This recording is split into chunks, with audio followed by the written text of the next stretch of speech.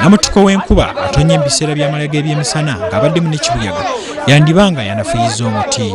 Emmotoka ey'ekika kya Nissan Double Cabin namba UG noti M49K nga minisitule evunaanyizibwa ku masannyalaze n'ebyobugagga eby'omutaka yekubiddwa omuti webadde eva ku Porto Road okuyingira Kimathi Avenue weyawulira ne Speak Road. Omusajja ataasiddwa wetujjidde ku mpewo abadde tannaba kutegereka mannya era ng'alabise ng'awunze obwedda batema emmoloka okumugyamu nga tafaayo. Oluvannyuma bamuggyeemu n'addusibwa n'ateekebwa ku mmoloka ya buyonjo okutwalibwa mu ddwaliro e Mulago okufuna obujjanjabi. Ababaddewo bagamba nti abasajja bano babadde babiri mu mmoloka kyokka omu asobodde okwemulula n'adduka n'aleka munne ng'omuti gumukwatiddemu.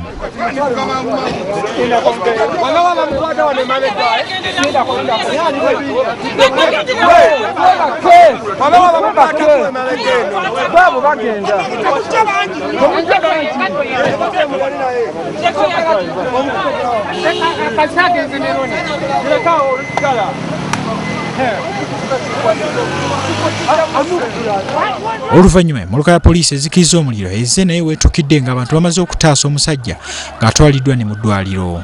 Abasalamala bazze mangu ne batandika okusala omuti guno nga bwe batuma ebibajjo byagwo omuntu basobole okusikayo emmotoka.